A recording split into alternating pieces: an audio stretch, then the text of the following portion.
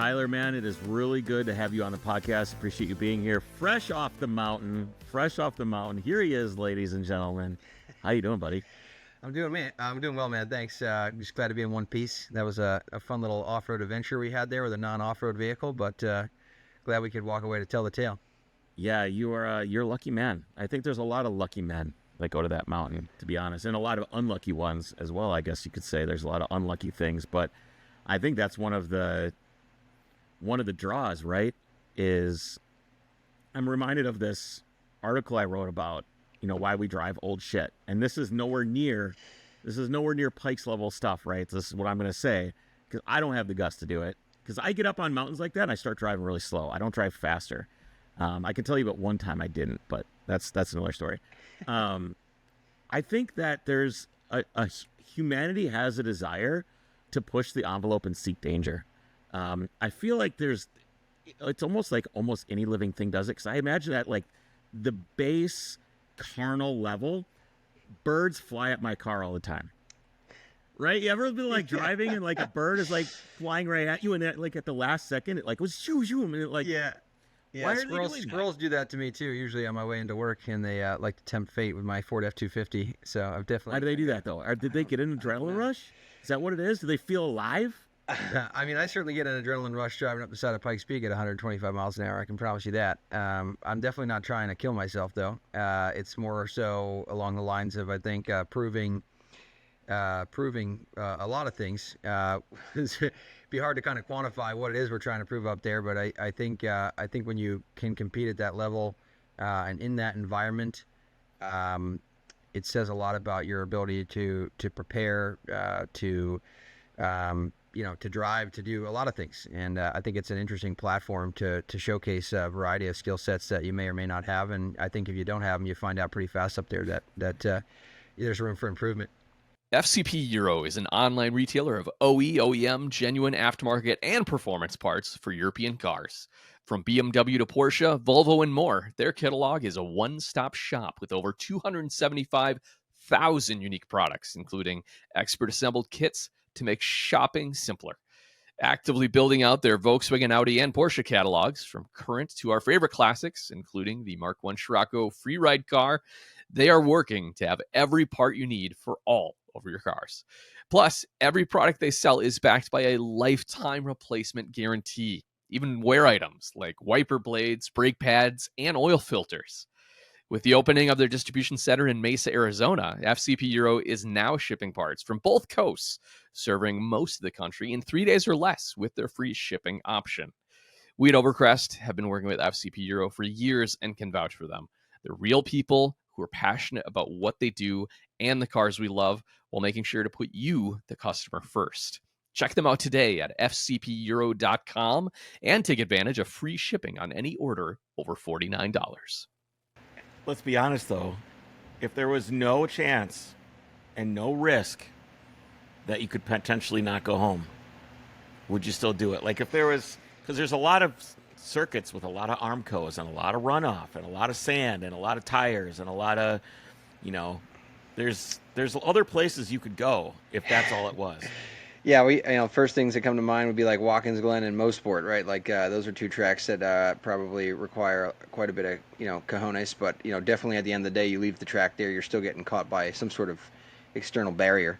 Yeah. Pikes Peak has a very limited amount of those. And in fact, that they, it's probably less than 10% of the entire, road length that has any sort of retention to it. So, yeah, I mean, when we sign up, one of the first documents they send you over is a release of liability, and right at the top it says you're required to notify your next of kin that this is a highly dangerous and potentially very deadly activity. So they get that out of the way up front on the disclaimer. I think the first time I read that back in 2019 when I did this race for the first time, I read that sentence a few times to myself, and I was like, is this really something that I want to get involved in?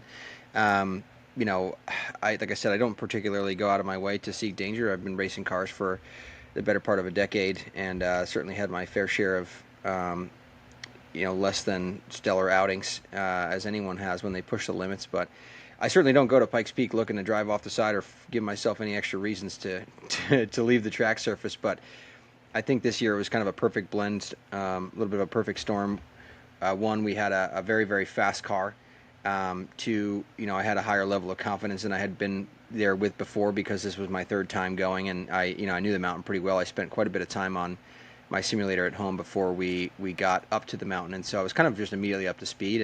And then three, I'm a race car driver, and we're pushing for a world record. So it's not like we're going up there and just trying to.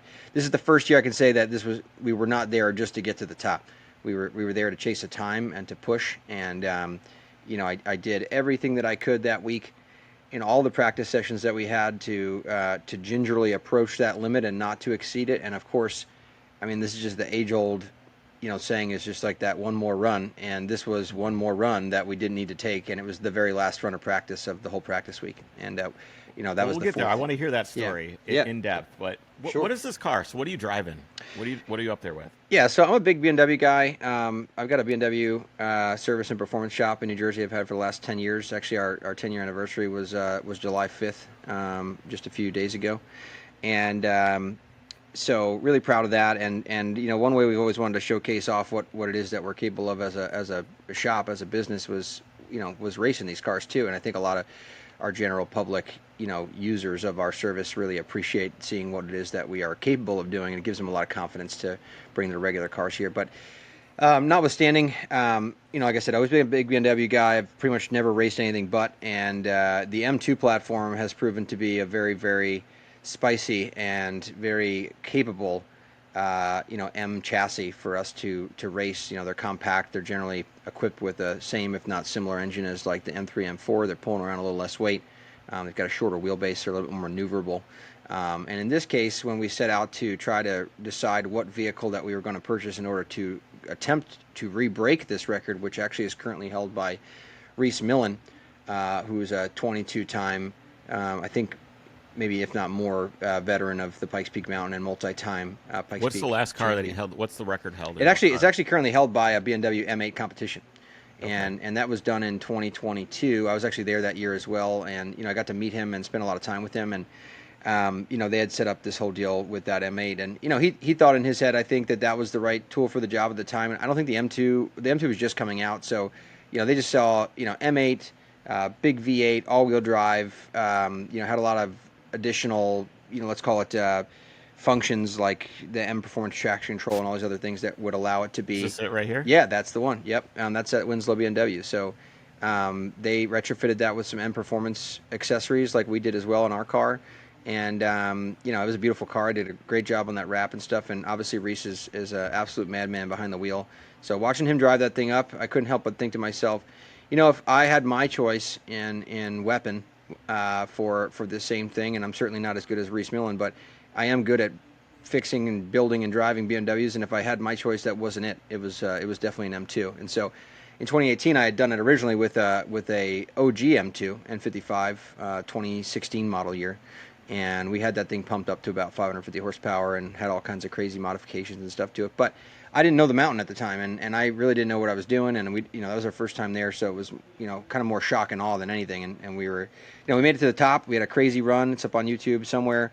That car was all over the internet when we built it too. That was one of the first like heavily modified F87 M2 chassis in the United States, and got featured in all kinds of stuff. It was on Hoonigan's. Larry Chen shot it. It was on Performance BMW's cover. And we had some cool title sponsors from some bigger brands like CSF radiators and stuff too. That's the current one right now. Yeah, this is the car you've got now. Yeah, that's a really good livery, man. Dude, that's a tight looking operation there, if I don't say so myself. I do. Between minus this dude standing there. Yeah. Out of the way. I know. I couldn't help myself but have my friend from Eighth Wonder design the suit to match the car. It looks great, man. Yeah, I mean, it looks really good. Listen, if that doesn't help get me sponsorship in 2026, nothing will. But so yeah, we picked that car. It was super capable platform right off the bat. I actually bought it through that Winslow BMW dealership out in Colorado Springs, which literally looks at Pikes Peak Mountain like from their parking lot. It's pretty incredible, and they've been a big longtime supporter of that race. And I said, hey, listen, this is the car that we're going to try to do it with. We can easily tune this thing on E85. It'll stay cool. It's got the cooling that it needs to run all the way up the mountain. And we tuned it to over 705 wheel horsepower here at sea level, right out of the stock engine with no other modifications other than the exhaust, which is part of the reason we picked the car. and we just put some Are you allowed performance. to? Did you tune it? Are you allowed to tune the thing? Yeah, so when you're going after the production vehicle record, or if you're stating, you have to state up front to Pikes Peak Hill Climb that's something that you're attempting to do, and they kind of like put a little extra scrutiny in the technical inspection, and then obviously they will make sure that when it comes time to race on race day, that that time is being entered, officially towards that goal if we did run the whole race. But we'll get to that in a bit. When you say scrutinization, what do you mean? Technical inspection, scrutinization, like when we go through the tech inspection on race week on Monday, they, instead of just like passing the car through for safety inspection, they're actually looking at the car to make sure that it is in fact still stock. So they had us pull like wheels and tires, and they had us prove that the accessories that we used that were purchased through the dealership were in fact BMW part numbers. So we had like a whole receipt of parts that were purchased. So they're making sure that we're not putting on like a $8,000 set of Nitron coilovers and calling it a stock car, and having a technical advantage. So, is there a little bit of an honor system? Well, there's got to be a little bit, right? 100%. Yeah. I mean, they're realistically, and I absolutely mean no offense to anyone that is in the technical side of the Pikes Peak International Hill Climb, but realistically, with a brand new 2025 vehicle, very few people would know what they're looking at anyway. If you pop the hood and took the engine cover off, they'd be like, "Yeah, it looks like that's stock. supposed to be there." Yeah, it looks stock to me. So there's definitely whoa, that's a double pumper. That's not supposed to be on there. Get that thing out of there. Is that a 4-barrel carburetor you got on that thing? Yeah, so it's not quite like that, but yeah, so there's definitely an honor system, and I'd like to think of myself as a pretty honest guy. So we stayed within the boundaries of the rules, and I didn't want to subject myself or the brand, which I'm very passionate about BMW, and they were very helpful from a marketing perspective and from an engineering perspective, some backup stuff there. I certainly wasn't going to do anything to jeopardize the first opportunity I've had in my career to work directly with the manufacturer. I think that would have been silly. So sure. We followed all the rules. I was just saying across the whole, not just you, but everybody else. Yeah, you gotta. It's a gentleman's agreement, right? It is, and I think that's unique too. That's a really unique part of what you guys are doing. Pikes Peak in general is a gentleman's agreement, I think, between the people who are still running it and the people that are participating, right? It's like hey, we're going to invite you, and you're going to promise not to do anything stupid when you get here, so that we can still run this race. I mean, I'm not even kidding. That's kind of like it's kind of like a handshake thing. And the guys that are running that race still, the ladies and gentlemen, I should say, there's actually a wonderful group of ladies that are on the back end side of the Pikes Peak Hill Climb, and they do their best to get this race managed and keep it functional in a very difficult time to run, what is equivocally the second oldest race in America, and the most dangerous race in America, right? So, or possibly the world, besides, I don't know, Isle of Man or whatever, but there's no more motorcycles there anymore. There used to be, and so I think that says a lot about the race organization and the participants, right? Because it's kind of a mutually, it's a handshake agreement to not do anything crazy that's going to jeopardize their insurance or the ability to continue to run that race. Yeah. So how is the race? Where does it go from here, do you think? And I want to rewind back eventually and figure out where this started for you. But while we're on that topic, when it comes to insurance and putting the event on, does this seem? It seems like how much longer can this go on?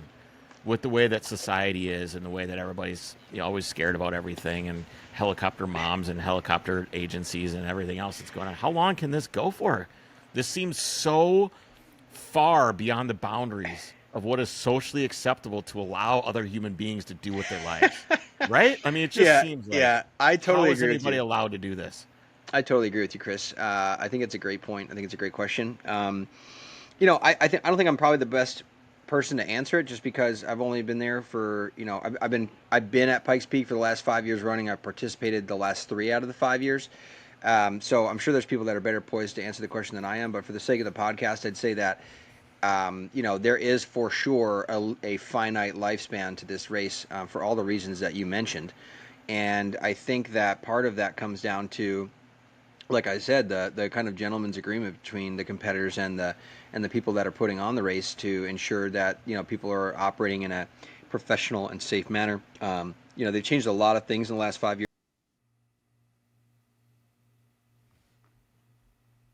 Hold on a sec. I lost your audio for some reason. Hold on. Your audio's gone. Hold on. Let me pause this. Report there. No, that's okay. We lost you for a second. Keep going. Okay, so basically, I think to answer your question, the the gentleman's agreement between us and the organizers is there, and that's notwithstanding, people just doing race car stuff, right? Which is like what I did, which was just pushing a little too hard and driving off the track. But no one considered that to be, let's call it an egregious oversight of any kind. You're just exactly. We're racing cars, but. So for example, first year of 2019 when I participated, there were still motorcycles. There was actually racing motorcycles and quads. There was dudes riding four-wheelers with slicks up the mountain, that had turbo Hayabusa engines. So you want to talk about dangerous. There you go. That was the year we also lost Carlin Dunn, who was a world-famous motorcycle rider for Ducati, Team Ducati. He has a crazy legacy there on that mountain and was literally the fastest guy to ever drive up it. And so I think that's a reminder, too. Yeah, the fastest guy there.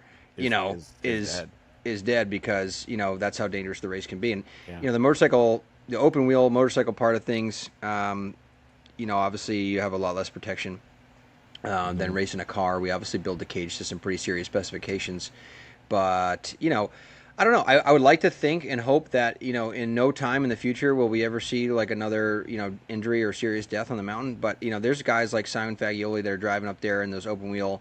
Norma Mark 20 or Mark 15, open wheel cars that are making, 3 times their weight and downforce, and they've got a 8-to-1 power to weight ratio. They're just absolutely ripping. I mean, if you watch his onboard, which I think the Pikes Peak Hill Climb posted, from race day, it just blows your mind. And I'm telling you, that's somebody who's also driving 11 tenths up that thing as hard as he can. But I'm watching Simon Fagioli's a world famous Italian hill climb driver drive the car that they prepared up that mountain, and it is just another echelon of speed. And you could easily see watching that video where, boy, if that was just a mistake there that had gone wrong, I mean, you're going to clear 100-yard line of trees. Mechanical. I mean, you name it, right? I mean, the road's rough as it is.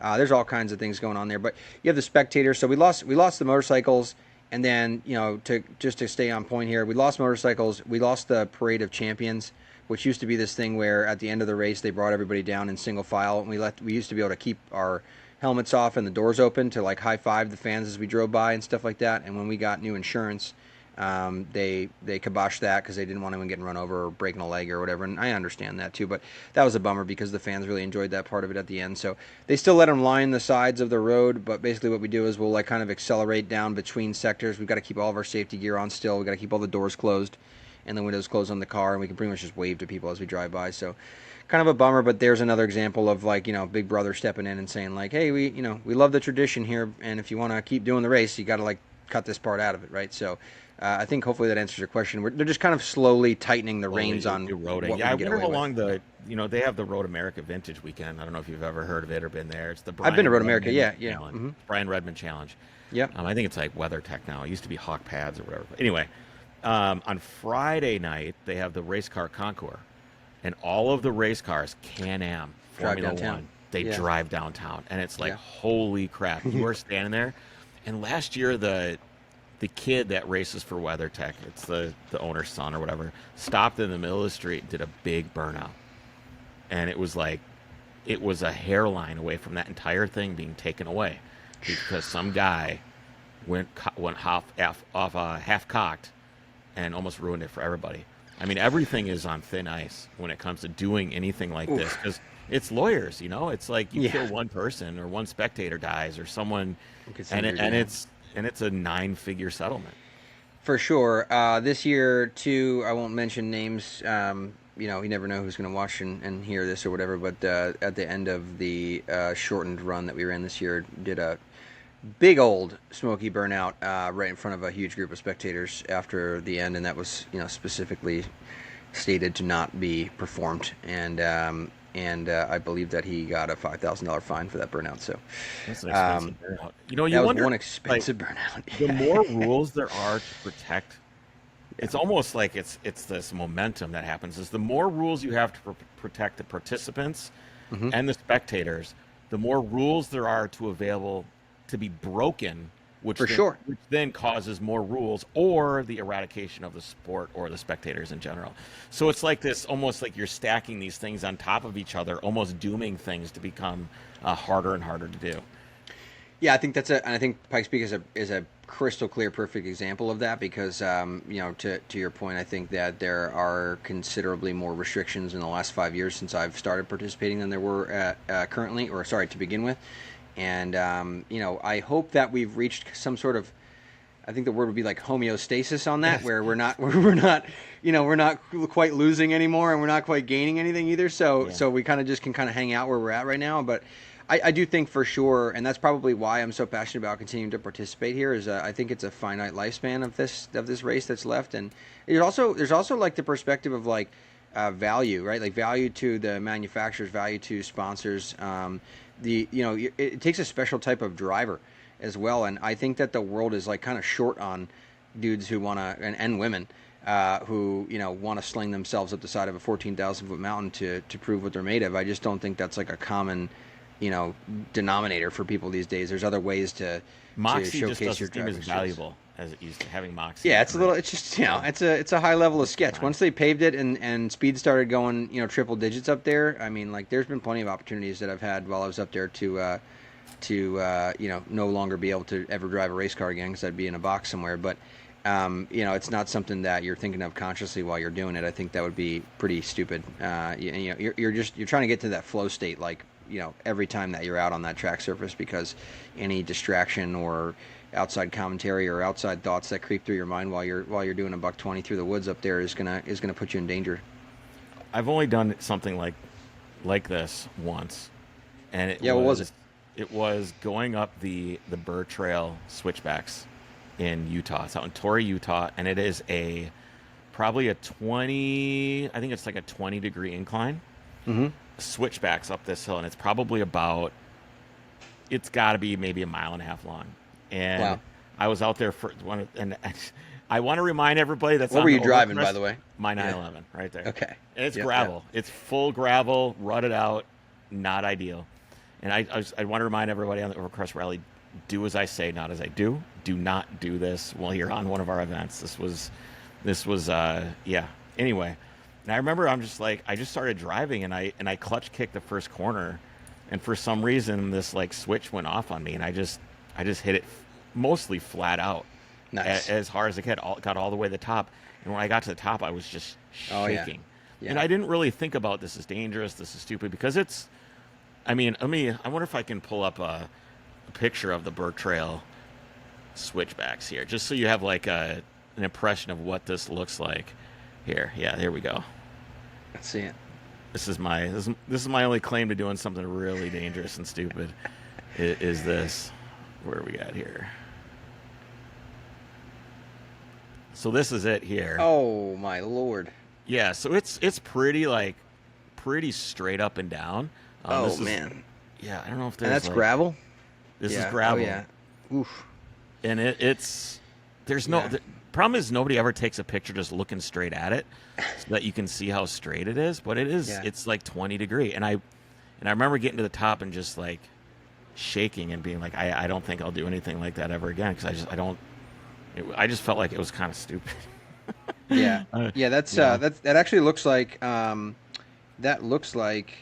very much like the climbing W section of Pikes Peak, which is what we call like the middle sector, and sure. That's exactly what you see there, which is a high grade, tight switchback 180s end to end, and you get into you go past like Evo Corner and a couple of the other like kind of real known corners up there. It's very high exposure. There's a lot of fall off, especially around that area once you get up to Evo Corner and onwards. And so, that's probably one of the biggest challenges I think of driving a car at speed up there, is that like so many of the corners look the same. So when you come to it, you're like, is this the 80 mile per hour left or the 110 mile per hour left? And you're like, you don't want to lose, you don't want to leave any on the table, but at the same time, you don't want to like get that so wrong that you forgot to pack a parachute, right? So yeah. It's definitely a challenging event, and I will say that this year was the first year that I have had the aid, let's call it, of owning my own simulator. I've never, even though I've been racing for 10 years, I've always been like, I don't need a sim. I'm just going to show up to the track and let it rip. And yeah, so that's how I've just always been. And then I started getting to the track and started showing up, and these random 18 and 20-year-old younger guys who have been on the sim since they were 14, just show up in some race car that they got from somewhere and are instantly like, Max Verstappen fast. And you're like, oh, okay, I guess maybe there is something to be said for practicing before you get here. And so I eventually gave in and built myself one. But I will say this, I was on Assetto Corsa has a pretty decent Pikes Peak map. And obviously you can mod that software in a million different ways. And so I actually like put together a G87 M2 and put it on 200 treadwear tires, and I probably did it about 350 or 400 times in the 6 months leading up to. I mean, I would do it until I started to glaze over. I mean, I would just sit there and fall asleep in the chair. At the end of the day for pretty much every day before up to Pikes Peak. How many times did you have to do it before you really feel like you memorized it? Oh, like 200. Yeah. There was like a lot of there was just this one point where I kept getting up to like the top sector, and it would just come up to this one corner that like you just can't tell. There's just no depth to it, and it looks like a really, really hard left, but it's actually a really, really hard left. And so you think you've slowed down enough, and it's not, and then before you know it, you're off in the gravel. And luckily, it wasn't like a very high risk part of the track, but I just, for some reason, for the first 100 and something times that I was practicing on the sim, I just could never get past that point. And then you start practicing, you're pushing your time, and you do things like you drive off and you just hit the reset button and you're like, okay, I'll just get back to it. But you're not really thinking about maybe I should have pushed a little harder there, I shouldn't have pushed as hard there. And on the sim, it's just, there's no context. You're just like, oh, okay, I'll just reset and start over again. Yeah. But I started treating it like at the end, right before I actually did participate in the actual hill climb. I started participating in like, okay, I'm gonna log on. I'm gonna get myself ready to go here, and I'm only gonna drive this as hard as I can without a mistake. And so I would start there, and by the second or third run of practice, do you slap yourself real hard if you do something wrong? Is there any physical or stab yourself? No. I generally what I was doing, electric shock if you touch off road. Along those lines, I think what I was doing to train myself was I was saying that I would no matter how tired I was or how fatigued I was from practicing, I would not discontinue my practice until I had one successful full run to the top. Like, I would not end on a bad note. I had to make sure that I was doing a full run, and I don't care if that run was a 10:30 and I was trying to do a 9:30 or whatever have you, but I was not stopping my practice until I got a full clean run. And some nights that would take 4 or 5 times, which doesn't sound like a lot, but when you're exerting yourself mentally and physically, I mean, I had my rig turned up to the point where it was like 150% rate and stuff like that. It would like break your thumbs if you hit a tree, kind of thing. Like I was trying to make it as physically grueling as possible, and I think that went a long way, because when I got in there for my first round of practice, which was the upper section, which is Devil's Playground on up, so about 12.9 to 14.2 thousand feet. That was our first round of practice, at 4:30 in the morning, 5:30 in the morning on our test day. I got in that car, and there was just you're just like, all right, and then I just got in and was able to just execute like unlike anything I've ever experienced before. And I got to the top, and I was like, man, that sim paid off big time. Like I was shocked. I remember I went to Germany just 20 years ago, and I was like, we're gonna drive the Nürburgring. We're gonna do it. We're gonna drive it. So I sat down on a PlayStation or whatever and played it over and over and over again. And I remember when I got there, and it was finally time to drive the Nürburgring, everything I had done was completely meaningless, because the elevation does not come across on the screen. Yes. You do not understand. Like, everybody's driven the Nürburgring on Forza by now. Everybody that's listening probably has. You don't understand the elevation and the effect that it has on your brain when you're in person. Is the simulator similar, or absolutely? Absolutely. That was the biggest thing that I was up against too, was the elevation change. And obviously, the sim does a pretty good job, like at Pikes Peak, of emulating, like, you're coming out of a hairpin, now you're kind of like looking up the road a little bit, and you can only get so much perspective in a game or in a sim, but in real life, some of the road dips and curves, and then some of the cambers, off camber, on camber corners are pretty significant, and the game doesn't do a good justice of doing that. And so that's actually why the majority of us drivers, I think, that are participating, unless maybe you're like, Jeff Swart or somebody who's done it like 100 times, like, you're not. We drive the road pretty much every day that were there for race week, like after practice, like in a Kia rental car or something. Like we just, I just went up there a couple times during the weekend, and I brought various people, or I went up with people that knew, had more experience than I did, or maybe driving a little faster than I was, and just being like, hey, like, talk me through your corner, this corner. How do you attack this corner? What gear are you in? Where are you getting off the brake? How much speed are you rolling? Those kinds of things. And you're trying to actively do that. Now, keep in mind, for everybody listening, Pikes Peak is 156 corners in 12.5 miles. So I'm no genius, but I definitely had to practice a lot in order to let's call it perform at the level that we were this year. That was not in my regular repertoire of skills. I had to practice very hard to show up this year and drive a 700 horsepower car in anger up that hill and not kill myself on the first try. So we're at 700 horsepower now in this car, this M2. Yeah. What did this start out like for you when you were younger, and like what was your first foray into an adrenaline rush? Like where did this begin? That's cool. Yeah, I think we backing it in from a 705 horsepower state of the art vehicle to where little Tyler started was it actually started with BMX racing. So we had a local BMX track near us here in central New Jersey, and I started that at 12 years old. So I think what that taught me, well, one, it was like pretty physical. But it primarily instilled a lot of competition spirit in me because, we were racing elbow to elbow with other kids your age, and some of them have better bikes or better gear, practice more, whatever have you. And, you start trying to push your limits, and you try to find, the limitation of yourself and how hard can I push, how high can I jump, and all these different things. And I think that mentality compounded in time, and eventually, I convinced my parents that I wanted to do something with a motor. They did not allow me to go from BMX to motocross, which was a very common pathway. Yeah, that's the natural for kids. Natural progression there. I skipped right over motocross. One of my good friends growing up that I was racing BMX with at the time. So by the time I was like 14 or 15, I started to slow down on that, and I had won a state championship or two here in New Jersey, and decided that we were looking, basically what was next. And I'll be honest with you. I tried. My dad was a gym teacher at the local school that I went to, and I mean he had me try just about every stick and ball sport imaginable, short of hockey, and I couldn't hit the red side of a barn. So I was like, I got to do something that I'm passionate about, and that's got wheels on it. And so we went from that, and then we have a local circle track here in New Jersey that's still alive, God bless its soul, called Wall Speedway.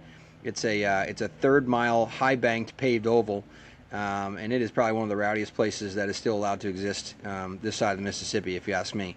But it's a really cool little circle track, and they had an inner paved, slightly shorter track on the inside of the bowl.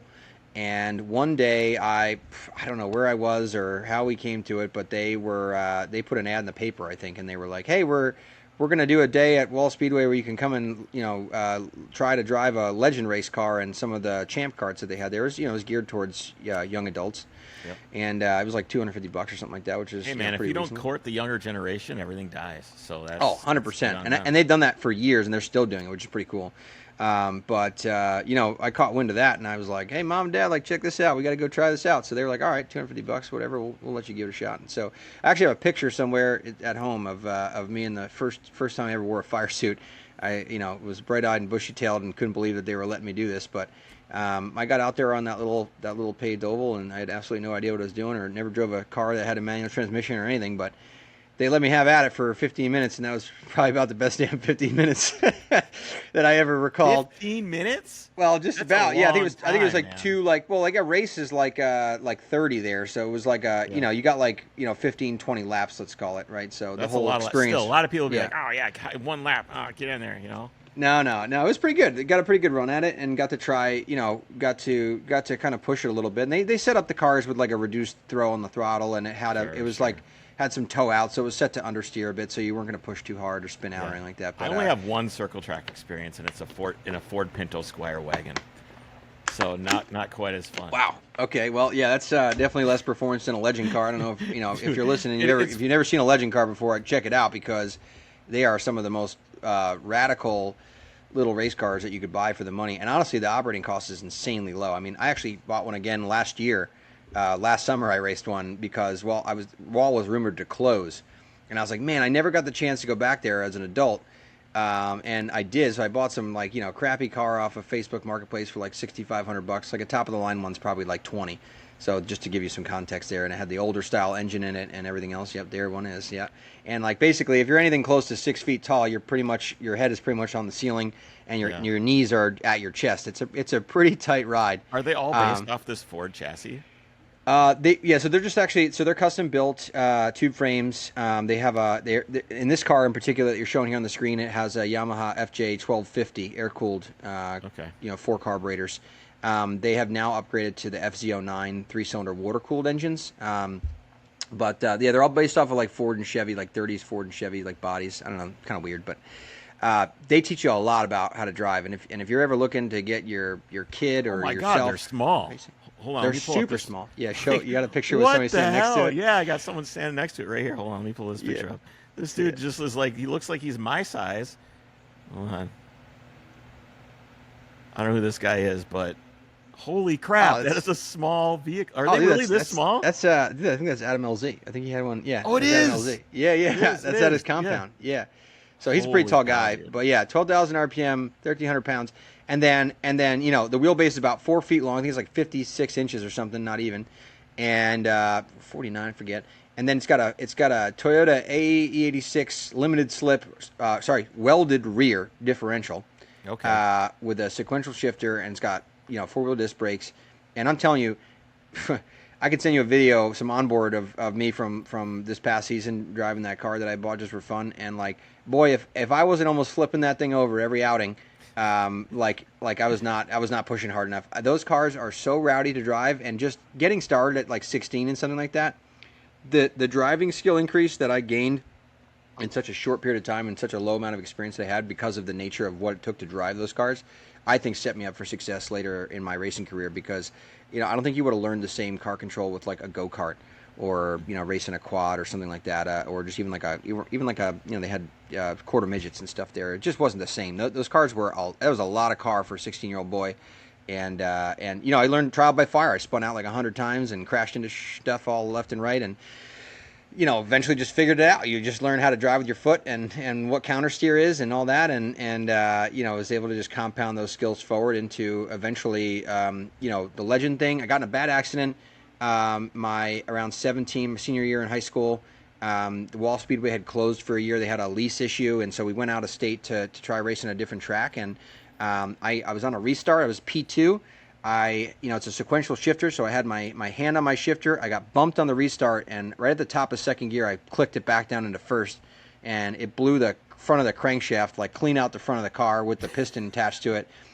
Burst into flames. I got T-boned by like 4 cars in a row. Going into turn 1, my dad is just standing there watching the whole thing. He watches me climbing out of a burning car at 17 years old, and he was like, that is absolutely the end of that. And so, So car gets sold. Was there a fight there? Was there a fight? No, Yeah. but I did almost get into a couple fights as an adult in my second round at Wall Speedway with like 14 and 16-year-old kids' dads. Who were more aggressive than the kid racing the car, and I actually did watch some pretty good fist fights in the paddock at Wall Speedway this past year, and honestly, that's what turned me off it. I was like, when we go to like a road course race, you could have a bad day with somebody, you can tangle up, whatever, you're gonna settle it like gentlemen, and at a road course is like the last great hurrah. It's like pretty much like being a member at a boxing, boxing gym. It's like if you bump someone the wrong way or you cut somebody off the wrong way, like you're subject to a physical altercation, and that is just not me. So I was like, I'm out of here. Sounds like a culture problem. It is a culture problem, 100%. But from the legend cars, I actually raced a Honda. Someone pretty much gave me a Honda Del Sol, 1999 Honda Del Sol that was pink and white. I spray painted it flat black out of respect for myself, and it had been rolled over previously one time before I got my hands on it. I put some slicks on it, and I entered it in the SCCA ITS Championship, which was like a pretty big series back around here in the Northeast in the 2010s, and quickly showed some good pace, and just shortly after that started my BMW business. Sadly, I am unable to find a picture of you with your pink Del Sol. No, I know. I'll mail one to you.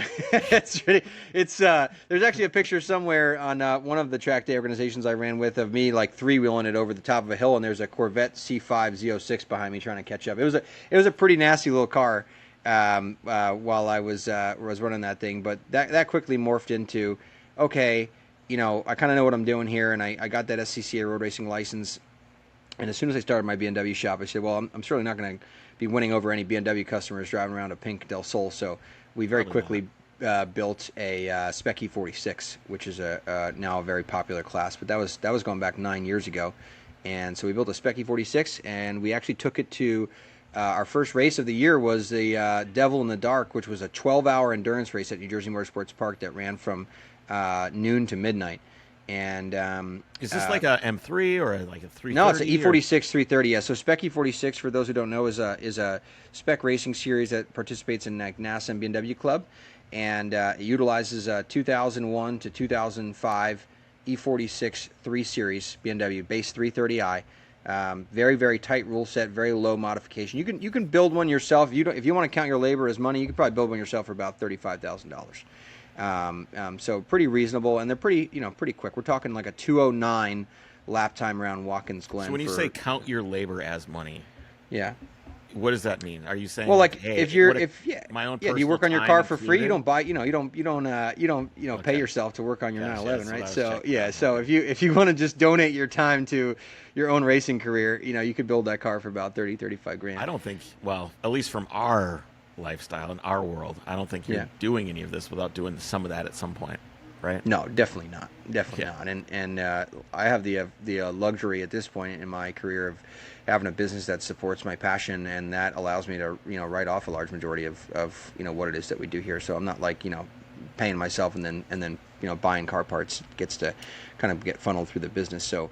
But yeah, that really kind of put us on the map. We got some renters that participated in that race with us, and there was 4 or 5 guys. We did that 12-hour, and we actually won the race with the first time we ever took the car out. And I was like, hey, maybe we got something here, like maybe, like and just being advantageous. I'm 24 years old at the time, and just like hey, this is a good start off in this business for us to be able to build a car, show up, and win. An endurance race, no less, a 12-hour endurance race. We had no idea what the hell we were doing. I mean, we had no idea what the hell we were doing. So there was just a good start off in the right direction, and honestly, everything's compounded from there. I've just been constantly trying to demonstrate my my abilities and my skill sets as both a car builder, a driver, and somebody who is very much so enamored by logistics. I mean, anybody who's ever raced before knows how important being on top of and managing your logistics are, and I think that that's one of my favorite parts of the challenge of Pikes Peak is you got to be a logistical expert to, especially if you're not living anywhere near that race, to get your car, your team, your crew, everything about it out to the track and have everything you need to be able to operate successfully out there. And so that's actually one of the things that I think showcases my abilities and our company's abilities off as best as we can is doing stuff like that. What do you talk about what you've learned and how you've gotten better and stuff like that and where you came from. Winter is, for better or worse, right around the corner. And if you live anywhere where snow and ice are a concern, you better start thinking about your tires. Nokian Tires literally invented the winter tire, and this year they're celebrating the 90th anniversary of that invention. Their flagship Hakkapeliitta tires are engineered with cutting-edge technology, honed on the world's toughest test tracks north of the Arctic Circle in the most extreme of conditions. Advanced innovations, such as the cutting-edge Aramid sidewalls made from the same fibers used in bulletproof vests, deliver extreme durability and come with a pothole protection warranty. If a road hazard damages your tire beyond repair, Nokian will replace it for free. In addition, Nokian offers a 30-day satisfaction guarantee. Drive on them for a month, and if you're not convinced, you can return your tires for a full refund. Learn more and find your set of studded or non-studded winter tires. Visit nokiantires.com/winterlegend. Okay, let's try this again. Looking for the best app for navigating your next adventure? Look no further than Onyx Off-Road. With over 750,000 miles of trails and comprehensive online maps, you can explore without worrying about cell service. The app features trail ratings, detailed information, and a Discover tool to help you find trails near you. Onyx Off-Road also includes public and private land boundaries, so you'll know always where you can legally off-road and camp. Plan trips with ease using their route builder and share your adventure with friends. With features like route tracking, waypoint marking, and real-time updates, you're equipped for any challenge. Start your next adventure with confidence. Try Onyx Off-Road free for 7 days. Download the app and start exploring today. Yeah. What do you still suck at, man? Like, what is your what challenges you? Oof. What is your biggest weakness when it comes to all this stuff? Oh man! All right. So, yeah, that's a good question. All right. So I think I'm trying to be really honest here. I think interpersonal skills are still lacking. I think I fail to interact with people sometimes on their level, and I tend to believe, for whatever reason in my head, that everybody around me is like me, and so I think that is for sure a detriment, because not everybody is like you, and everybody has their own perception of their own reality, and so I think that a lot of times when I'm moving through life and doing stuff like Pikes Peak or whatever, I tend to just be like, hey, like, these people will just understand this, or this person gets what we're doing here, or oh, don't you see the goal? Don't you see the vision? And they don't. Yeah. And so, the assumption that they do is probably my biggest downfall. And that's just because I'm just, I guess, doing my own thing and not asking many questions and just kind of pushing forward. So I would say, even as a business owner who has, 5 full-time employees, I think I could definitely use an improvement in my ability to see other people's perspectives and understand, their viewpoint on life, so that I can better understand them and better support them and their goals. And so that's something I definitely am trying to actively work on. I think that's something that a lot of people struggle with. I do too. Just being, we're always very aware of our own goals, our own efforts, the things that we're trying to do. And we forget that, I mentioned this to my wife the other day. I'm like, sometimes I forget that you're a person. And I don't mean that as in like, it's not that I forget that she's a human being. No, I get, yeah. But I forget that, everyone else around us, everyone has their own thing going on. They've got their own goals, their own burdens, their own thing. And it's so easy to get caught up in what you're doing that it's sometimes important to step back and be like, hey, what are these other people thinking? What are they trying to accomplish? Like, what are their goals? What are they doing? Because everybody else has they're just like you, just like me. Everybody has got everything going on in their head at 1,000,000 miles an hour. Yep. And they're probably struggling with their own interpersonal struggles of how to interact and how to like relate, and that is the mastery of life, I think, is that. Well, I think we hit the nail on the head then, because that's something that I continue to try to work at, and I think everyone should, if they don't, because the more awareness you have of the people around you, especially those that are supporting you. I mean, I can't tell you how many people that it takes that are supporting me and my dream and my goals. Yeah. When we're out doing something like Pikes Peak. I mean, I had literally the saying, it takes a village. I mean, when we watched, and we can get into this a little bit, like when I watched my team, and I was obviously, in there with them helping. I'm a technician before I am a driver. But when I was watching my team and the other people that showed up to help us out to get that car fixed up in time for race day after I had wrecked it. So my fault, right? Like, you would think in another life I'd be sitting there by myself, oh, woe was me, with a wrench in my hand just trying to take this thing apart. I watched a team of over 10 people take 2 G87 M2s apart in front of me in less than 8 hours and completely swapped the front clip over, and we had that car delivered to the Fan Fest. And just being a part of that, just watching that team perform and everyone work in harmony to revolve around a common goal. A goal, by the way, that I had set forth on myself, but I had the support of other people to do, was probably one of the most, if not the most, rewarding moment of my career in motorsport to date. Yeah, that's a good reality check to what we were just talking about, is taking a step back and seeing those things, and that's a thing to witness for sure. And I struggle. I always just try to, I think listening is important too. It's all part of that, taking a step back and seeing others and all that kind of stuff. Anyway, okay. So how did you hear about Pikes Peak? Like, what was the first interaction you had with that? How did this become something that you wanted to do? Yeah, that's a good question. I think that actually so you applied to Pikes Peak to be a participant. So you put in apply? How many they don't release that information, but I know that they don't take everyone, right? Because I've actually known people that have applied and haven't gotten in. So let's call it. No, not the one that I'm thinking of anyway. But it was advantageous. Yeah. Sorry about this. Sorry. But yeah, so there's definitely people that apply to be in Pikes Peak that shouldn't. But talking about your own perceived reality, right? Like everyone thinks that they're good enough to drive or a lot of people probably think that they're good enough to drive a Pikes Peak, or that they have the car, the skills, or logistical ability to do it. But I sure don't. Well, so good on you, because you know your limitations, right? But there are people who would like to find their limits on the side of that mountain, and the race organizers do not want them to do that. So there's a process. You got to apply. You got to have a resume. You got to have some references. And then they look at you as a package, right? They look at you and your car and your story, and they say, like, will this translate through to our audience? Because at the end of the day, they're doing this for the spectators and the people that are there watching the race, right. You're not doing it for you. So who are these people that are deciding? So there's a board. There's a board of people.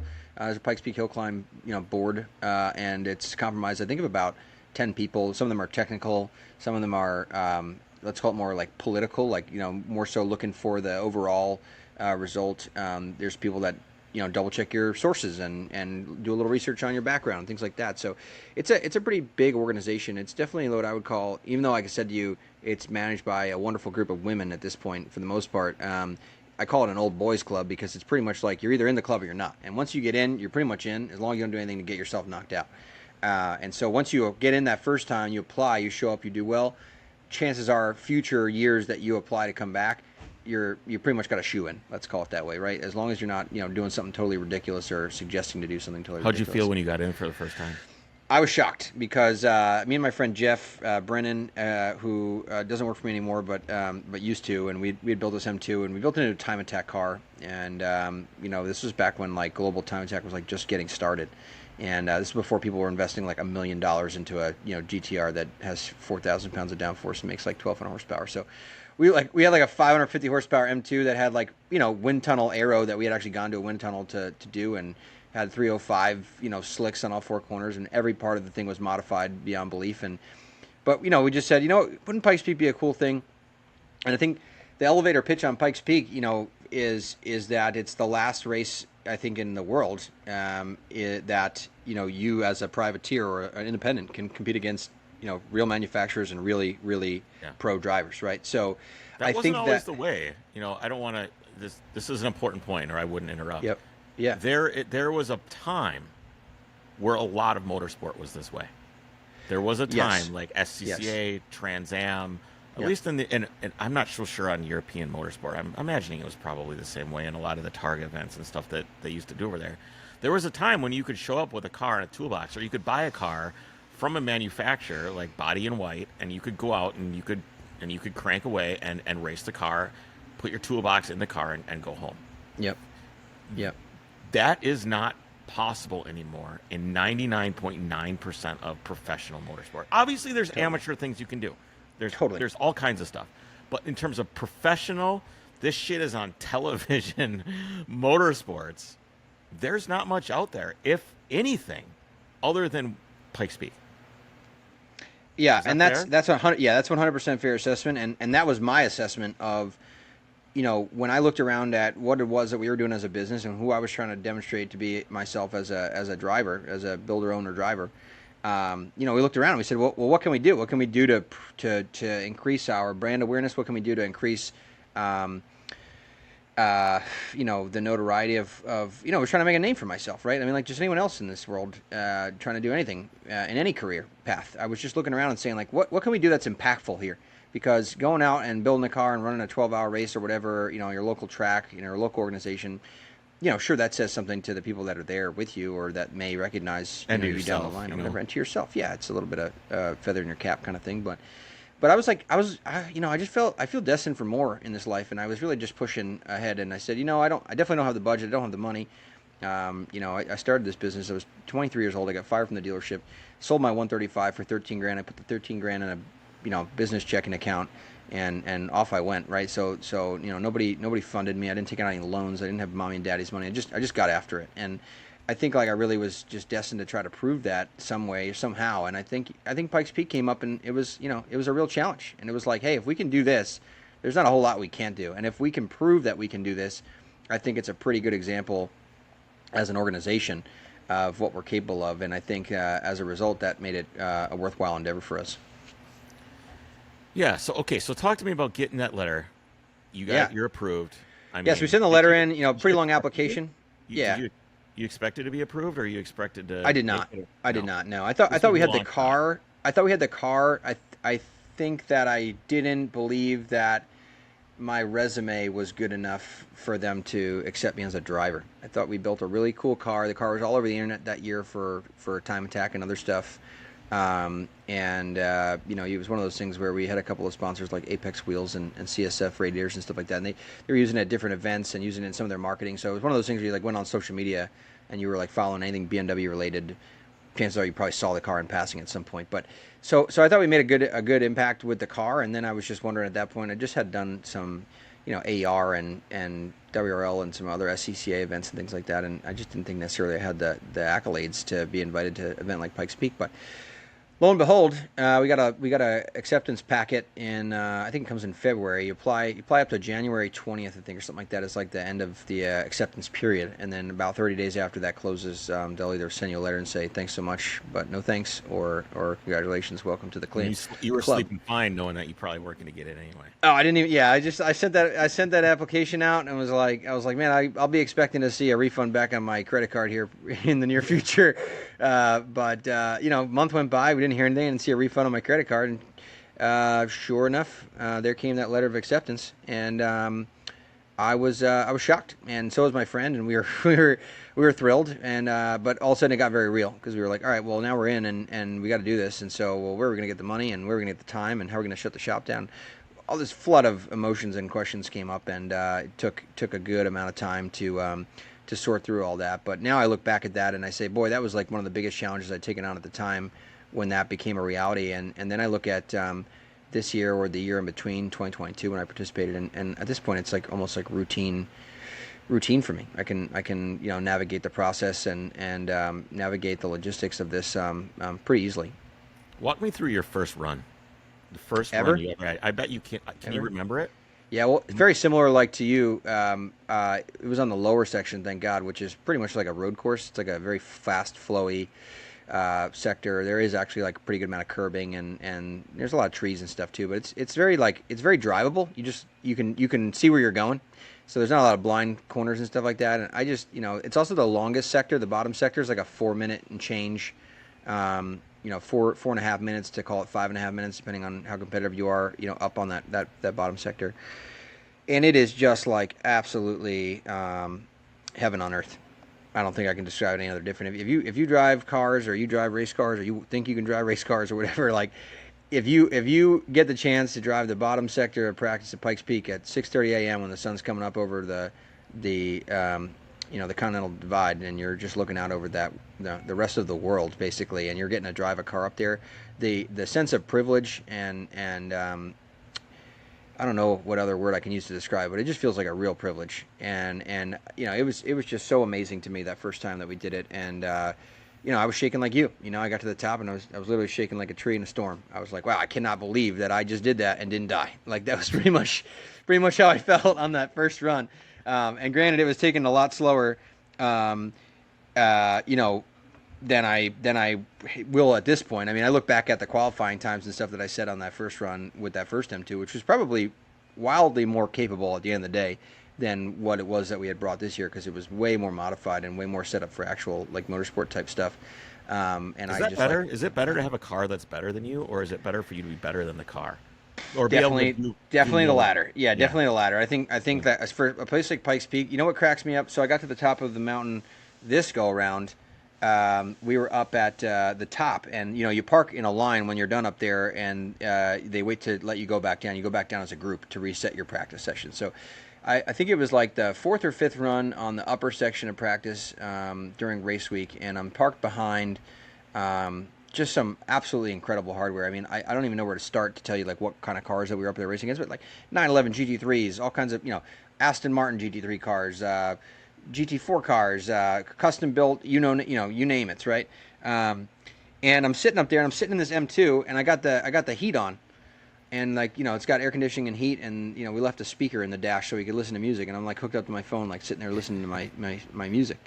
And I'm looking at all these cars around me with these wings, and there's, $150,000 car here, there's a $250,000 car there, a $400,000 car there, and I was like, man, why the hell did I waste all that money building that first M2? I was like, I could have just showed up here with a showroom stock car and kicked ass. And it was weird because, like, you go in there with this mentality. It's like, I can't possibly have enough prep in my car. There could not possibly be enough modifications that I can add to it to drive up Pikes Peak. And the reality is, the only person you're driving up there is against yourself in the mountain. So you could be driving it in a Miata. You could go out there, and I'm telling you, Chris, you're taking. I mean, maybe this go around is a bad example because I had more experience and I did the sim and I had a lot more, like runs like in my head. The first time I was going up there, you're taking 15 seconds off a lap. 15 seconds. You know what I mean? So there's no wing angle adjustment or bump, adjustment on your front dampers that's going to give you 15 seconds of lap time. You're not even driving anywhere near the limit of the car the first couple of times up there. And I'm talking like your first 2 years there. Yeah. So just doing it the way we did this year made everything so much more simple. The car was so stock and so easy to drive. It had, electronic traction control and performance traction control. Had, 10-stage adjustable. We worked on all that at home where we went to like a track that we knew, and I just got all the settings dialed in. And I was like, yeah, this is the right amount of slip angle. This is the right amount of wheel slip, to not overheat the tire, not get the car too bent out of shape. And I already had those kind of settings dialed. Just got in the car and drove. And then for me, I was just working on myself. I'm like, I know there's nothing we can do to this car. It's stock. Can't make any adjustments. So we're like making sure they're keeping the tire pressure in check. And I'm just going out there and I'm looking for that last little second. I'm like, man, just got to roll that speed, like let off the brakes. And there's like a clip, I think, on our Instagram of me sitting in the car before a practice run. And, we've got a lot of cool onboards and POVs. I'm really big on like the POV videos. I think like it's a really cool way to showcase to people what it's like to drive race cars on a racetrack, especially like Pikes Peak. And that's part of my attempt of telling a story to people that don't know is, we're really good with the filmography. Yeah, it's on Facebook and stuff too. So if you're into like onboard stuff, we got some pretty kick-ass onboards. A little counter steer there. It's pretty entertaining stuff if you ask me. But I just remember sitting in the car on a practice run and going to myself, and you can hear me say it not in the microphone. I'm saying in my helmet to myself is roll speed. And that's what I say right before the guy drops the green flag for me to go up on the practice run.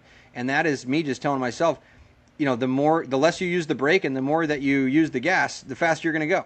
And that's right. Naturally. So naturally. So tips by Tyler. Yep. So it's, and guess what, everybody? It's all up here. It's in here. It's between your two ears. That is where most of the speed is on your car, right? And I have a bunch of clients that race cars, and we support and NASA and all these various like club racing events and stuff like that. And they get in this game where they're just like, oh, that guy over there, like, look at the wing he's got. Like, oh, look at the splitter. He's got the hood vents. He's got all this stuff. And, like, I just want to shake some of these people sometimes and be like, when's the last time you practiced? How many laps did you do the last time you were at your practice session? Did you do 10 or did you do 50? You know what I mean? And what was your time? Did you come off the track when you were done running out of time, or did you come off the track because you got tired? And if you got tired, did you go back out and try again? And I'm not a driving coach. I'm not a professional race car driver either. I mean, like, that can be loosely defined depending on what you consider Pikes Peak to be. But I don't study driver development. But I'm very much in tune with myself, and I'm very much in for self-improvement. And there are so many instances where I can say, both in my career professionally as advising people to build them cars and to prep them for motorsport use, where you just want to shake people sometimes and be like, listen, man, like, the number one thing you need is practice. And so you can modify the crap out of your car all you want, but if you don't know what that tire feels like when it's letting go of traction on your front axle, and you don't know what that balance is between understeer and oversteer as you're going through turn 1 and 2 at Lime Rock, and you're steering the car with your right foot, and you can't feel like what that is, then there is nothing I can do to your car that's going to help you go faster. That's like me taking my wife out to an empty parking lot in the snow and like just play around, see what it feels like. Yeah, that's great. I mean, that are like skid pads, dude. Skid pads. Like, how many race car drivers I've met, or customers that have full blown race cars that have never gotten their car sideways on purpose? And you're like, well, what do you do in a race? Best part. What are you doing? That's what I'm saying. That's what I'm saying. So what are you doing, like, going out there trying to push and find the limit? You're like, well, you don't even know where the limit is. You never got sideways before. You never held the drift through a corner. You never understeered in and tried to slowly bleed the speed off until that front axle gained traction again. Like, until you're really experimenting, like, at that level with yourself, and you start to trust yourself and start to really understand what that's like. I mean, dude, you could do it in an off ramp. I was thinking about this yesterday. It's kind of like off topic, but like, you're going through an off ramp, okay? It's like let's call it a long right hander, like we have in Jersey here, getting on a 195 or something like that. It's like a 300 degree corner. try to be conscious as you're going through that off ramp. Where are your eyes at? Are you looking 4 feet off the nose of the car down at the white line, or are you looking at the exit, getting onto the highway? How far up are your eyes? That's a great indicator of where you're going to be on a racetrack, right, when you're moving at speed. And I do it to myself all the time. I was doing it yesterday, and that's what made me think of this, was like, I'm going through this really long off-ramp that we have here near my business going back on the highway, and I'm like doing this on the wheel. I'm doing 60 miles an hour. I'm like, what the frig am I doing? I'm like, oh, I'm looking 4 feet in front of the car. And then I brought my eyes up, and then it was just one continuous hand motion. I'm driving with the throttle exit.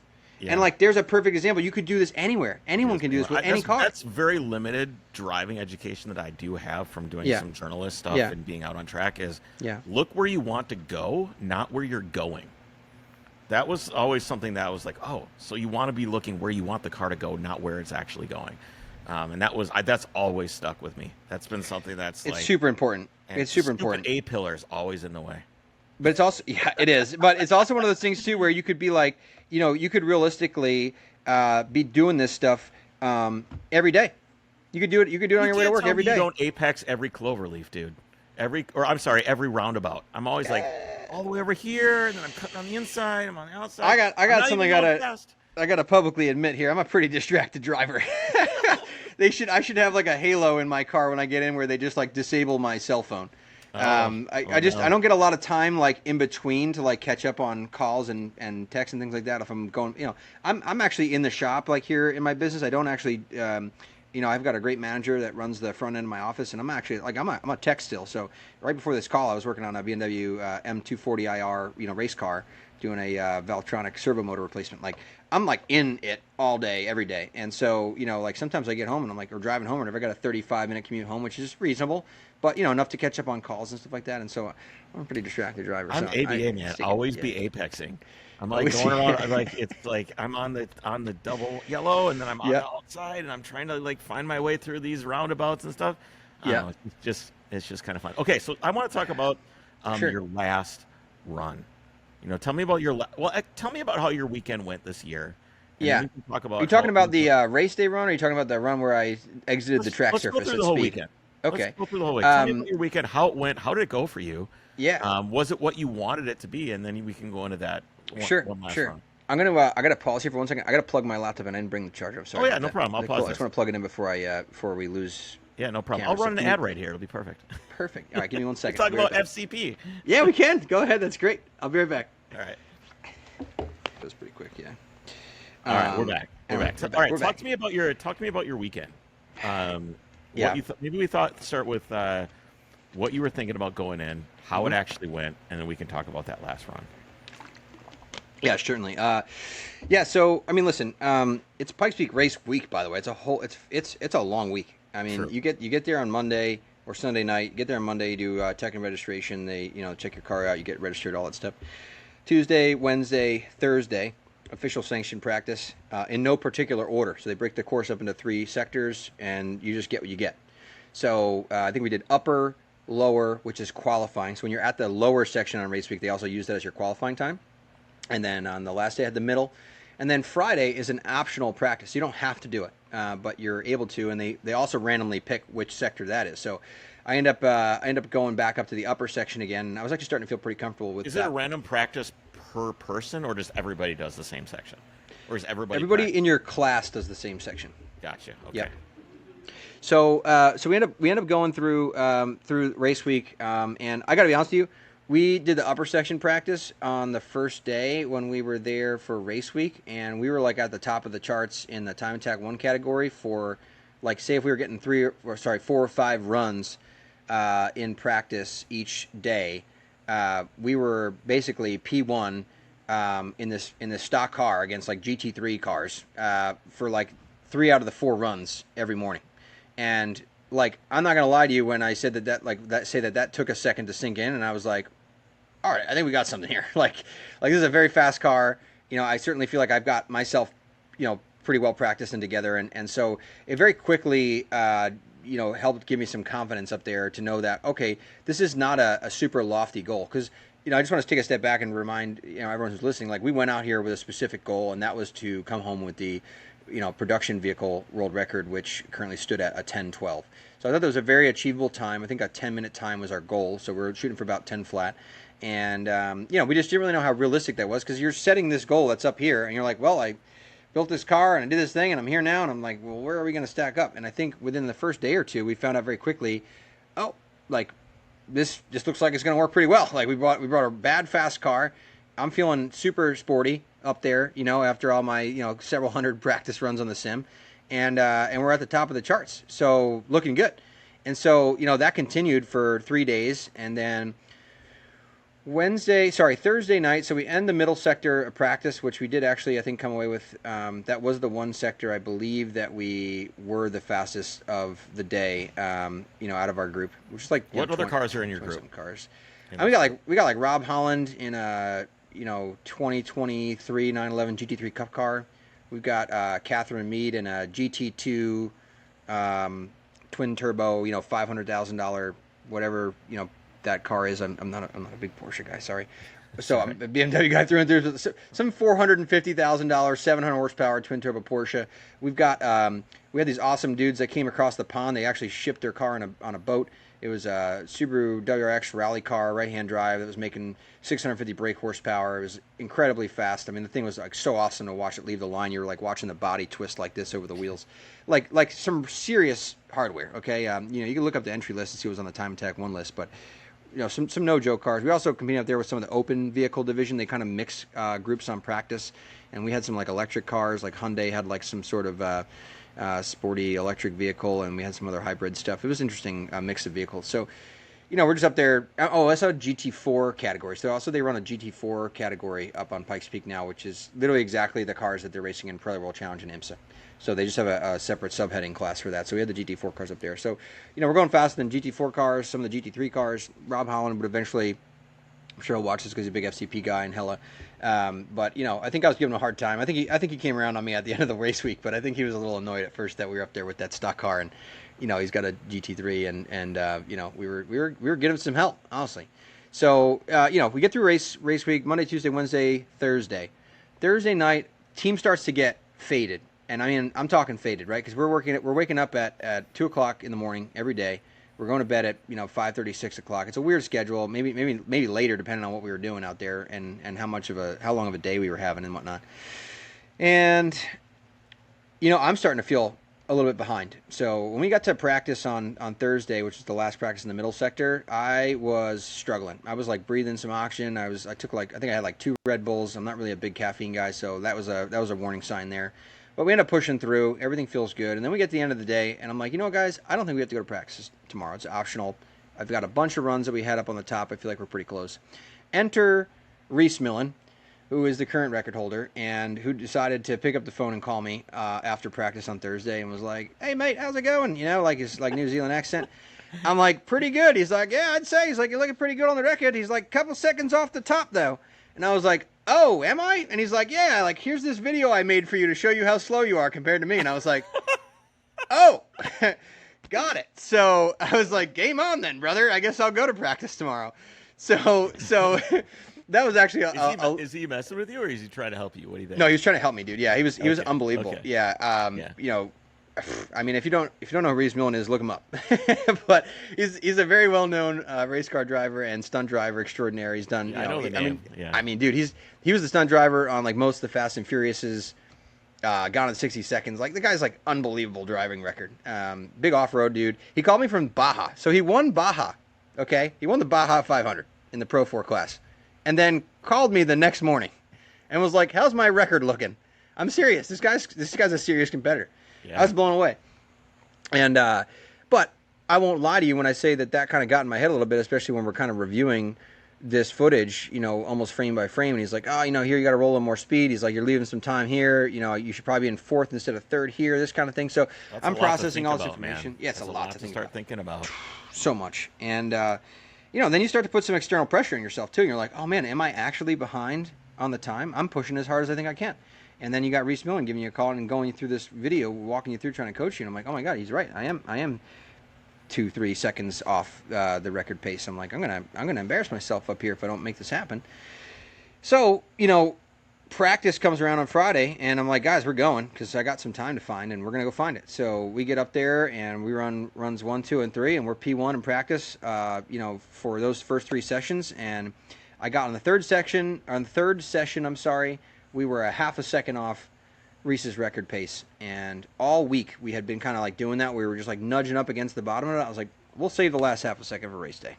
That was the mentality, because you got to get through all week, and that's a big thing. We lose probably 15% of the field before race day in accidents, breakdowns, failures, whatever. Breakdowns and failures, yeah. So I'm just trying not to be one of those parts of the statistic. And I should have parked it on that last one because we posted a great time, and I was like, boy, that's a great time. And I was like, we're definitely going to find that half a second on race day. And honestly, all week, I'm not lying to you when I said that when we got pretty close to that time, I got out of the car and I said, let's park this thing in the trailer. We're good. And so we didn't. So I'm like, let's go find that half a second. We're here. We got one more run left. Let's find it. And part of it was just for me. I think I wanted to say to myself, I think on that last run, I really could have rolled a little more speed through here, and I think I could have extended my braking zone a little further there. And I said a half a second. I get a lot of confidence in myself to go through this last run and have the time we need to sleep tonight before we go into race day and know that we got this thing in the bag. I mean, I think that anyone would probably do that if they had the opportunity, right? And so that was my mistake, man. We should have parked that thing in the trailer, and I just took it out in that last run. And, like I said to you at the beginning of the episode here, we're out here racing cars, right? We're not hard parking these things up there. We're driving as hard as we can. And that's what I did. And so I drove up Cog Cut, which is a long straightaway that enters into one of the last 3 turns before the finish line. It's a very, very sharp 180-degree hairpin at the end of a very, very bumpy section of road that is generally affected by permafrost, which is the sensation of the ice freezing below the road surface and causing a lot of bumps. So I am one of probably 6 people in the last 10 years to drive off at the end of Cog Cut. And basically what happens is, there's 3 big bumps. So there's one smaller, 2, and the third one is really big. And the third comes right before a little road sign on the right-hand side that basically tells you like that, hey, you're coming up on a really tight turn. And so that was like my braking marker, both in testing and the practice session earlier in the week. And, going back, hindsight's 20/20, easy to Monday quarterback. I'm looking at all my data after the accident, and all week in that sector, I'm driving through that sector at about 90, 92 miles an hour. And in the accident footage, I'm doing 115. So I hit that last bump, good amount of speed over where I was at, call it 20, 25 miles an hour. The rear axle, absolutely bottoms out. I'm telling you, as a mechanic, I felt the tire compressed to the rim, the 2 rims compressed to the bump stop, and the wheels hit the top of the wheel wells in the back of the car. Like, that's how hard that I hit that last bump, and I was like, that's bad. So I hit that thing. Basically, the rear axle dumps off the ground, and the wheels don't settle. I freak out, so I just slam on the brake as hard as I can. I'm driving that car because it's a DCT or automatic with the paddles. I use my left foot for braking, so I'm on the brake as hard as I can.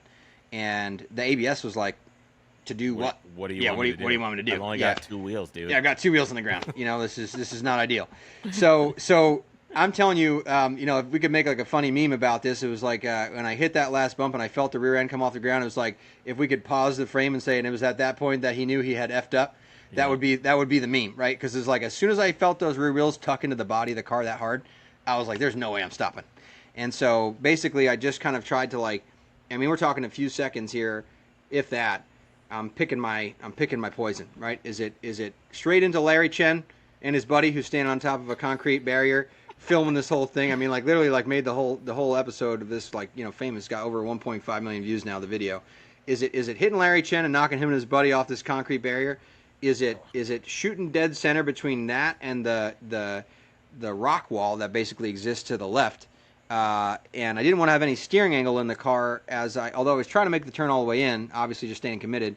I didn't want to have any steering angle in the car so that I didn't go off the corner and roll, right? Because I just didn't know what was going to happen there. Here's the video. So this last one, you see how the car's all bent out of shape. It happens so fast, right? All over the place there, yeah. And I just tried to stay committed. Pretty epic. Make it all the way to the railroad tracks there. Man, all kinds of oil and smoke and stuff. That's a rough day for that car, man. It was, dude. Let's watch one more time here. Yeah. Happens fast. Not that you want to see it over and over again. I've seen it 100 times, yeah. Oh, man. Boom. And I got an onboard, too, which we don't really have up, as a standalone thing, but basically approached that last corner, and with just the few last milliseconds that I had where I knew that I was still going to be on the track surface, I got a lot of steering angle into the car. I'm hard on the brakes. I'm just trying to get the thing to bleed some speed. I think I leave the road surface on the onboard at about 46 miles an hour. And the reality was I probably would have made the corner at about 35. So I was about 10 miles an hour over where I needed to be in that braking zone to not make it. And there you go, right there. You see that last minute correction? Yep. Yeah, pretty hard hit too on that first boulder. I mean, I went four-wheel airborne. You're just trying to get the wheels straight so the brakes will do something, I imagine. Yeah, exactly. I was trying to take some pressure off the system there. And I did the old reset, like off and back on kind of thing, like just to try to get it to kind of, to freak out. But honestly, I was just like, there's a lot of fear running through my mind too, which is not a normal characteristic of a racing car driver at Pikes Peak. But when I did hit that last bump, I knew for sure I was in trouble. And I knew that I wasn't going to make the corner. So I was really just trying to pick the lesser of all evils. And so, roll off the track, and I hit that first rock like you just saw in the video, and it's a pretty significant impact. I mean, I was wearing the Ray-Ban Metas, and the things popped off like, my head and hit the inside of the helmet. Like, that's how hard the impact was. I haven't looked at the Gs, but I'm sure it was over 2. Man, Larry Chen didn't miss a beat, did he? Dude. Look at this. Boom, look at that. I mean, oh, come on, Facebook. Give me a break. Oh, All right. come on. Come on, guy. But yeah, he didn't miss a beat. Yep. So he didn't miss a beat. Him and his buddy were just all the way in there, making us all famous as I'm driving my, M2 off the side of Pikes Peak. And yeah, so that was that. And I was so disappointed in myself. I don't think I can actually post the onboard because the amount of F-bombs and curse words that came flying out of my mouth as soon as that car came to a stop. Now, I shut the engine off right away. I'm like, I definitely don't want to do any damage to this motor. It's $25,000 in that car, like for a crate motor from BMW. I'm like, boom, right off. The car shut off right away. And just see all the smoke and everything, and I'm just trying to come to terms with reality. And I wasn't hurt. I did a little self-assessment. I'm like, okay, I got all my limbs. I don't feel like anything's broken. Well, adrenaline can do a lot to hide that stuff. It could. The next morning I woke up, I'm not going to lie, 5 o'clock in the morning or something. I got to sleep in a little bit. And I'm coming to, I'm like opening my eyes. I'm like, oh, man, I'm like so sore. I'm like, I feel like I got in a car. Oh yeah, that's right. Yeah, I was like, I did get in a car accident yesterday. So like, that was the honest reality of the situation. Was just like it was more so like a personal defeat, right? It was more like it was like, boy, I have this whole team now. Everybody's there, my family and friends, my whole team's out there. Everybody's looking at us, and I make a mistake like that in the 11th hour, and I'm like, there's no way we're gonna recover. When I got out of that car and took a little look around, and Nairi's got some pictures up of me doing that too, and I got my head in my hands, and I'm just, on the side of this 14,000-foot mountain looking at this car that's stuck on a railroad track, at the top of Pikes Peak. And it doesn't look recoverable. It just doesn't in that moment. And that's when I tell you that the team and everybody else that came together, the folks at Winslow, BMW, FCP, show up. We have other racers and other teams show up to the dealer after knowing that I got in an accident, and they're like, how can we help? What can we do to help you? Yeah. I got people coming in from all over the place. They were showing up that day for race week, and we just got to work, man. And we didn't really ask a lot of questions, and the dealer didn't ask a lot of questions. And they did whatever they could. They had this employee, Josh Klein, who had an M2 there that was white. They actually had 3 M2s on the premises, and basically we were just like kind of picking like the lesser of what we could to avoid an exorbitant cost here. And so one of their employees was like their genius there, just bought an M2. It had like 7,000 or 8,000 miles on it, and it was white. And he's like, well, you guys can use my car, I guess, as long as you put it back. And God bless him for that, because he probably was looking at my car and going like, all right, bumper, radiator, maybe 1 or 2 suspension parts or whatever. And like 4 hours later, he comes walking back out, and his motor's on a crane, and the whole front clip's off the car, like subframe, oil pan, everything, like everything that was damaged, like the whole front clip of the car was off, and he was about as white as a ghost.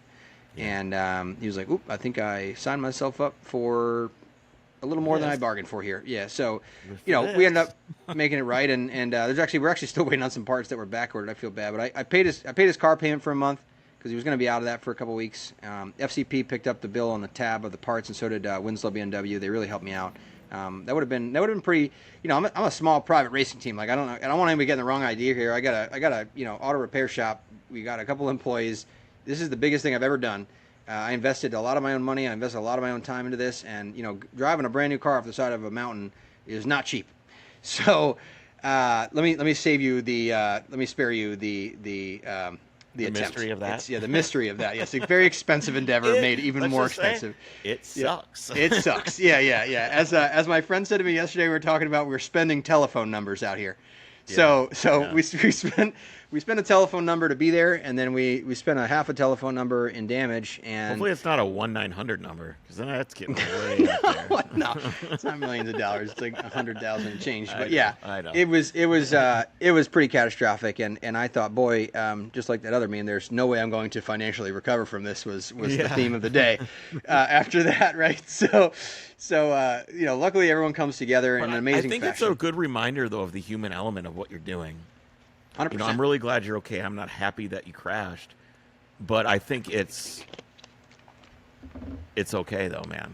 I think it's okay.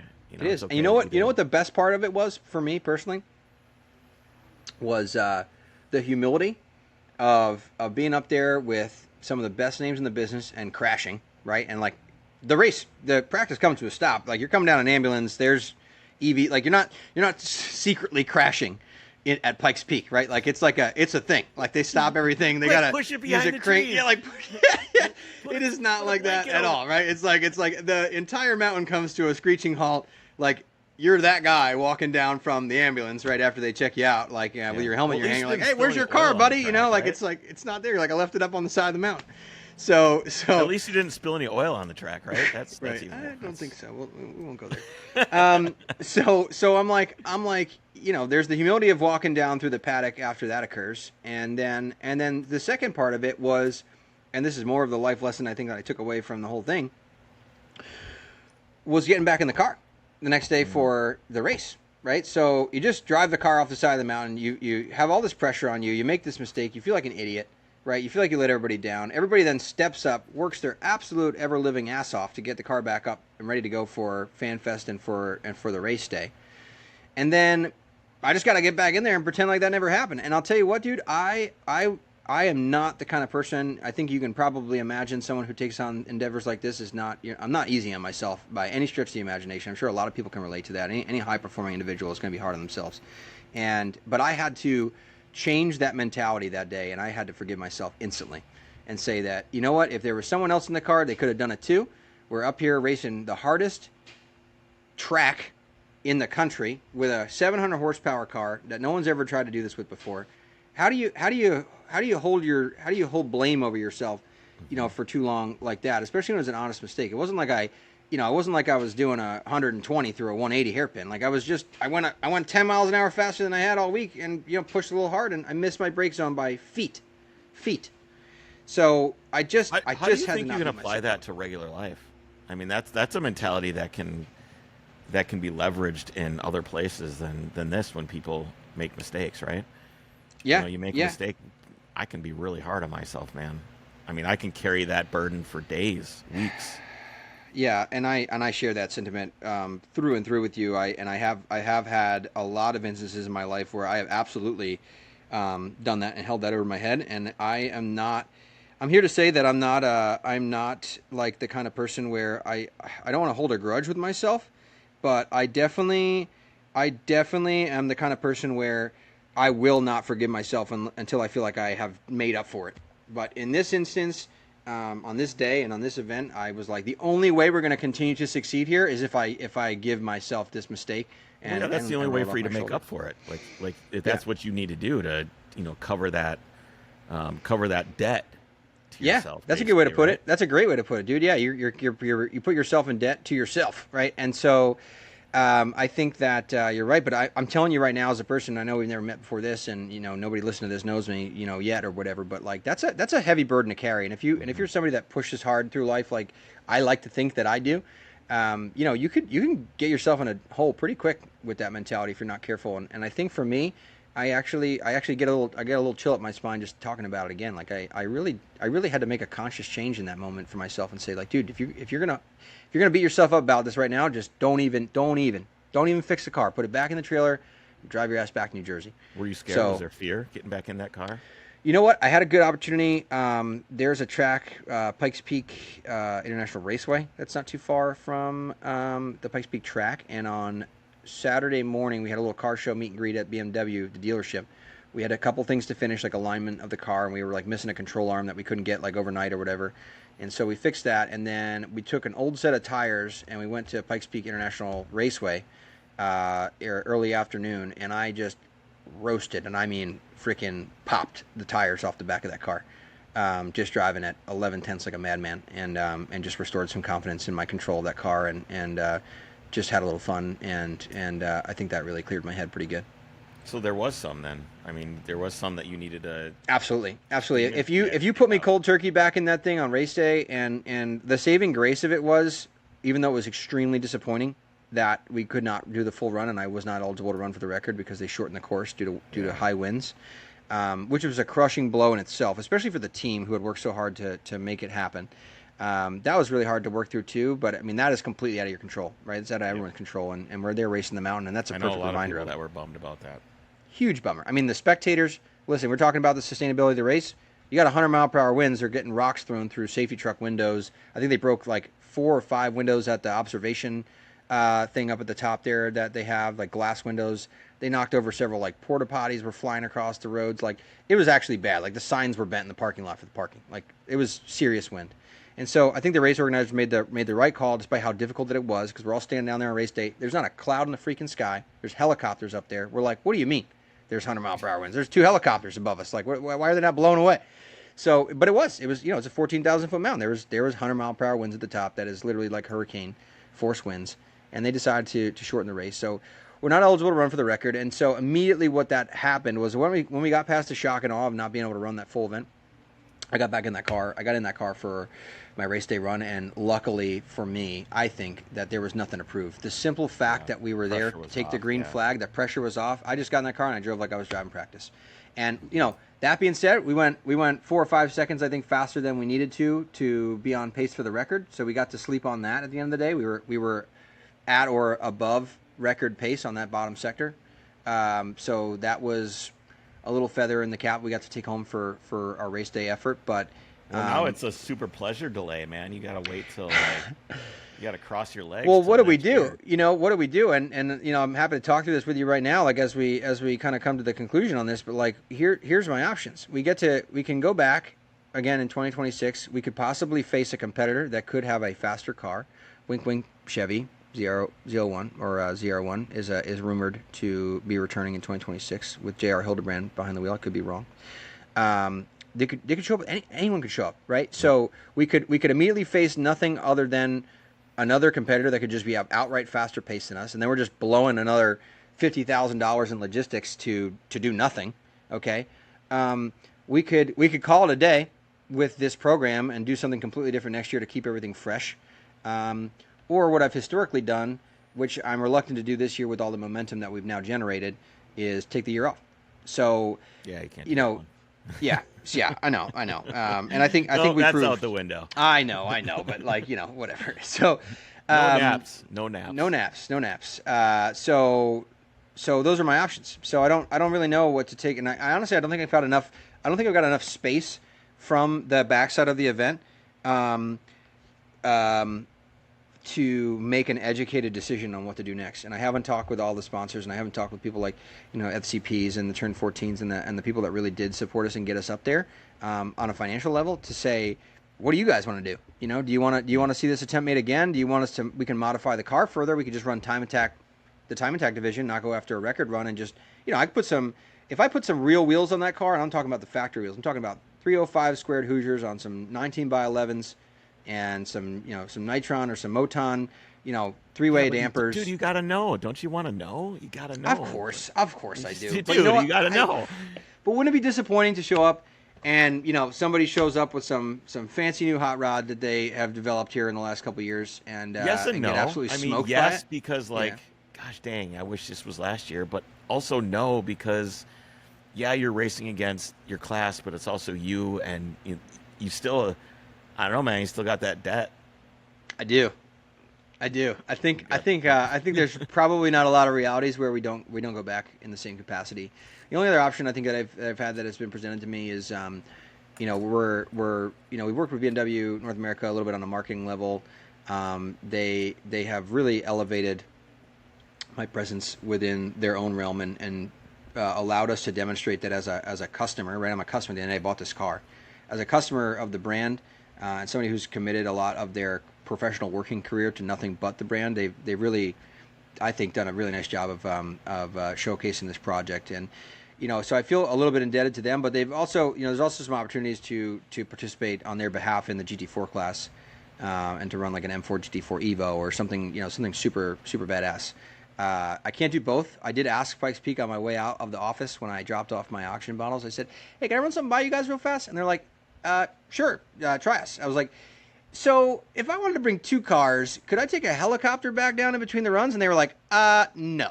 They're like, not going to happen. So it's like, all right, I wanted to try anyway. I wanted to see if I could, maybe a BMW wanted me to run in the GT4 category, to stick it to some of the other manufacturers that had brought it there. I think we had the capability to do that, but also, man, I'm really invested in my own project, and I think we've got this badass car. At the same time, though, I mean, that mountain's going to be there long after we're gone. It will. And, and I don't think too, and like, maybe to like kind of end on that note, like, this, if you listen to any part of this in detail, like, hopefully if you're still with us, I hope that I've conveyed the difficulties of doing this and the challenge that it really is. And if I can just say one thing, which is that, like, I'm also a human being too. And it may sound superhero status to be able to do stuff like this and do it well. This takes everything from you as a person. It takes everything out of you. It affects personal relationships. It affects friendships. It affects professional relationships. There's hundreds of emails that have been written between October of 2024 and June 22nd of 2025. And, I don't know how sustainable that is in the long run. Like, I don't know how many times you could realistically do this in good faith and confidence and not be sacrificing other very, very important areas of your life. And so I think that everyone that's doing this kind of thing, it's a finite lifespan. So the mountain's going to be there for a long time. How long Tyler, can keep up this whole mentality and keep up this whole charade, if you will, is probably a shorter run than that. If that's okay for me to ask. How old? Yeah, I'm 33 years old. Okay.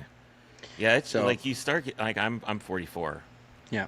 And you're burning the candle at both ends, right? 100%. Yeah. So yeah, I think more like a dynamite stick, really. It's less of a candle and more of a dynamite stick. Yeah. Because eventually it goes off. You'll. It's part of you. I don't think it is. You may say that. Oh yeah, I don't know how long I can do all these emails and all this logistics and stuff like that. But my sense is, and this comes from without knowing you, but a lot of people that it's part of who you are. It'll be something that maybe it's not something you need. Maybe it's something that you'll be able to turn off and move on someday. But there might be a time where you can't. It'll be something that you need, or you need to put that in the tank to go. I don't know. Maybe that's you. Maybe it's not. But you'll find out, I guess. Well, I think that's a great assessment, Chris. I think that these are the kind of things you take in stride, and you got to listen to yourself too. At the end of the day, right? It's like when we get around to that time next year, when we're starting to get ready to do this again, if we're going to do it again, like I'm gonna read the room. Where is my life at? Where are the business's finances at? Where are our sponsors? Where are these other people that are there to support us? Are they still there to support us?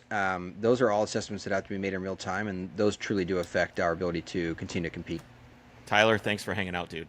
Dude, Chris, this has been awesome. Great. Thanks for allowing me to tell my story, and I hope everybody got a kick out of it. So thanks for having me on this thing. We did. All right, man. Take care. Really appreciate it. Talk to you.